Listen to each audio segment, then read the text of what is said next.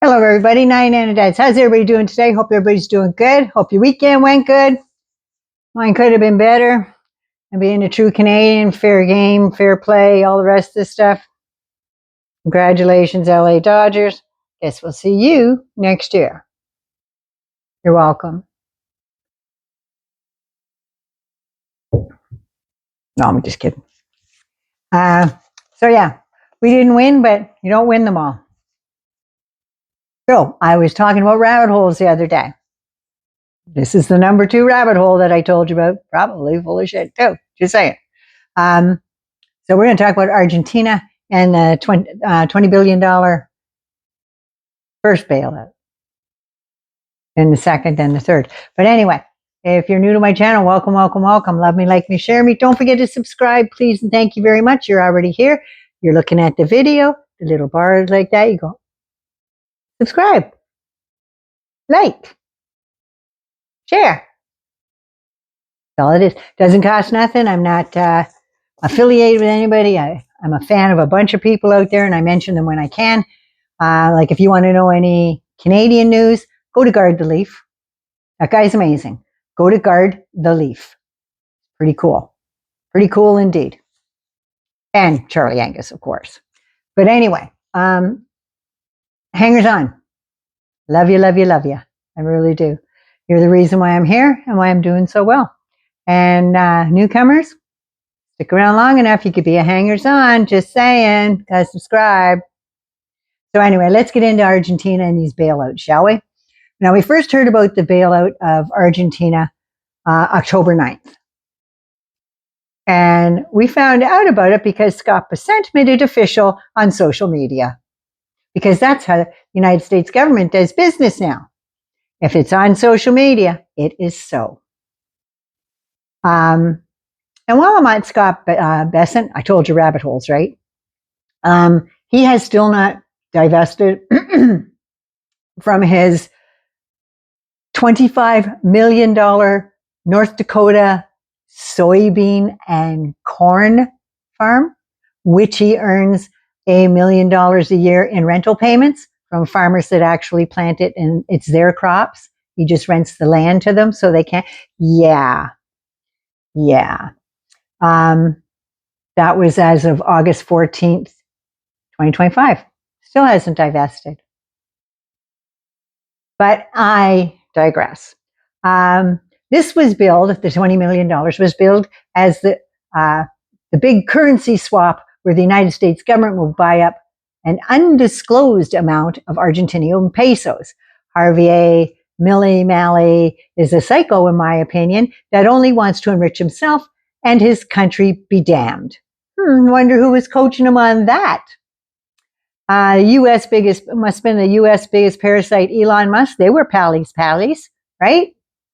Who also never made anything, got rich off the government handouts, and is still using 30-year technology with a little tweak here and there and passing it off as his own and innovative. It was 30 years ago, but I digress. Then there is the scamander-in-chief who wrecks everything he touches. He runs over the apple cart with a friggin' freight train, and then he hands you one apple and said, see, I helped you. That's his logic. He and his family have made, and this is a rough estimate in the last 10 months, roughly $3.5 billion, and he's still begging more money from his base. Please help me out. I know you're out there. And if you want to be my number 1 fan, give me $20. Because how much is enough, really? And they just want to take what they think is theirs. But apparently, the United States isn't for sale for most of the people anyway. But I digress. The supposed money guy, Scott Bessent, goes on Fox, and he says that the U.S. had to make sure that China doesn't tighten its grip on Argentina's economy. And I'd say what economy, but the U.S. has a lot of interest in that failing nation. Javier Miele has ran it into the ground in a record 1 year, 11 months. See, Trump's number 1 again. He did it in 10 months. And Miele, has a master's in economics. Bet it's on how to get rich quick for me. But he has a domestic partner, girlfriend, whatever you're going to, his significant other, partner, whatever, he seems to get a new one every year, trade in the old. So every year since 2018, in 2018 there was Daniela, in 2019 there was Lila, till 21, Fatima from 23 to 24, and Yayito from 24 to 25. I think that boy needs to get a plant. And if he doesn't kill the plant, maybe he can move up to looking after a budgie, because this boy can't stay on task, and he can't stay anywhere on task. He can't hold a job.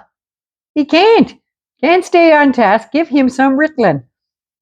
I'm not a doctor, so I'm not prescribing anything. I just know that Ritalin increases focus.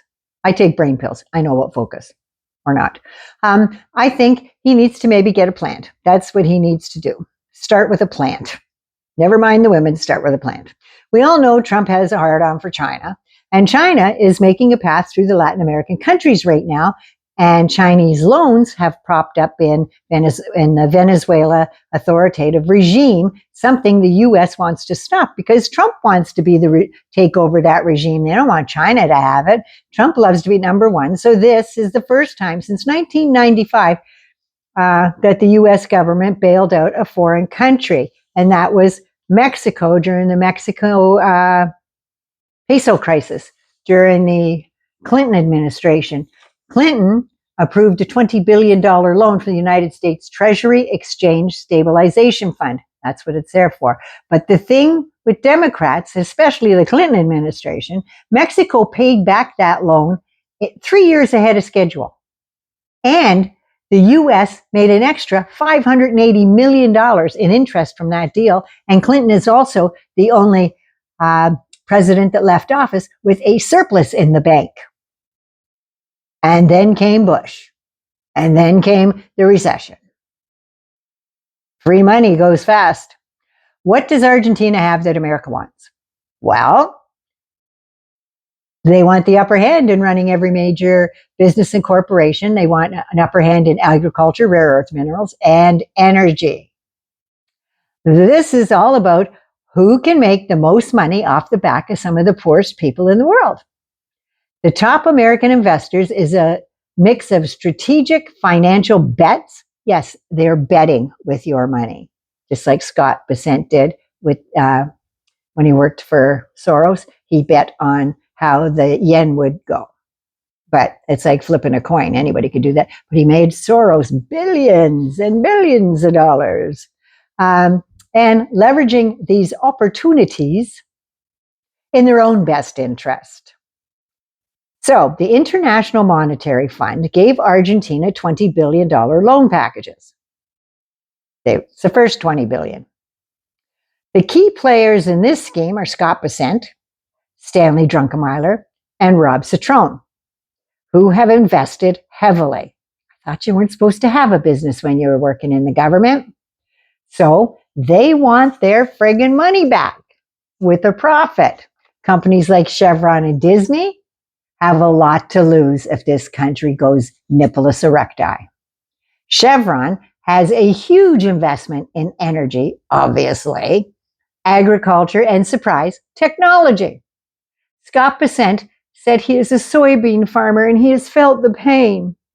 He's worth $800 million. How much friggin' pain is he feeling really? Remember I told you still making $1 million a year off rentals on his land? Yeah. And he's making all that while he's Secretary of the Treasury. Now, Javier Miele is a libertarian. Like JFK Jr. They're all weird fucking people. So the International Monetary Fund first loaned them $20 billion. The U.S. then loaned them $20 billion to stabilize the peso. Then the Argentinian market practically crashed. Surprise, surprise, surprise. Just like Trump manipulates the stock market, in my opinion, in the United States, he did it with Argentina. Everything sunk. The whole country almost crashed. It was almost a complete depression. So guys like Scott Bessent and Rob Citron and Chevron, Disney, all those people, over 300 companies that work, that have businesses from the United States and Argentina made a fucking killing. And Trump rigged it so they could, in my humble opinion, for entertainment purposes only. Now, Scott Bessent, Rob Citron actually helped Bessent. He's the one that made Bessent 75% of his wealth. So he was in business with Scott when they both worked for George Soros. I don't know why Trump keeps him around. I mean, he's with that Marxist, communist George Soros. Still, they still have ties. Trump don't know that yet because he's too stupid, and he won't look into it because he doesn't read. So these guys worked for him twice, made billions for both Soros and themselves.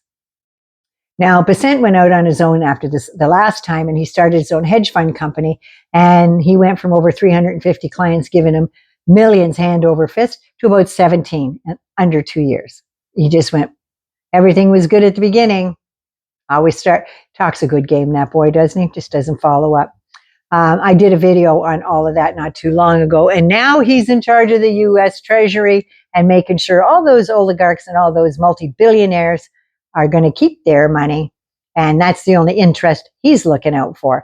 There are over 300 companies operating in Argentina, and Scott Bessent and the scam-mander-in-chief decided that maybe another $20 billion would be good because the country wasn't coming along quite as fast as they hoped it would. And maybe this extra $20 billion, this is now $60 billion, would help. The other reason I believe that the second $20 billion was given is because they needed that lunatic Miele to get reelected, making him remember and making him beholden to Trump, because you know Trump's loyalty is a one-way street. And they wanted to make sure that he was going to be loyal to the United States of America and let him know that we bailed you out. You owe us. And this money comes with the biggest strings this side of Texas. Just saying, that big greatest ball of yarn in the States has nothing on this. So he got reelected, although it was by a slim margin. I think, so for entertainment purposes only again, that Trump bought the Argentinian election just like Elon and Russia bought his. Turnabout's fair play. Chevron also has had a hand, in my opinion, in getting both the IMF, International Monetary Fund, and Trump to cough up some big money because they had the most to lose. And you know how Trump is beholden to oil and gas people. They gave him billions for his campaign. Offshore bank accounts, in my opinion, only for entertainment purposes, only. More and more Latin American governments are starting to lean more further to the left because the world is starting to open up, and they want to get on the side of good history. Whereas Trump wants to be on the side of, holy shit, this guy's going to ruin another country. So, Mango Moose Knuckle has already started to try and overturn Maduro, but Maduro's not the rightful winner in that election, I don't believe. So Trump is waging a whole war on him and blowing private boats out of the water. Over 50 people killed already. So Venezuela's another day. Nina likes you, loves you, and please take care of you first so you can take care of somebody else. And again, congratulations, Dodgers. Sad for us, great for you guys. We weren't going to get invited to the White House anyway, just saying. So anyway, take care of you first. Like me, love me, share me. Don't forget to subscribe. Mwah. I love you.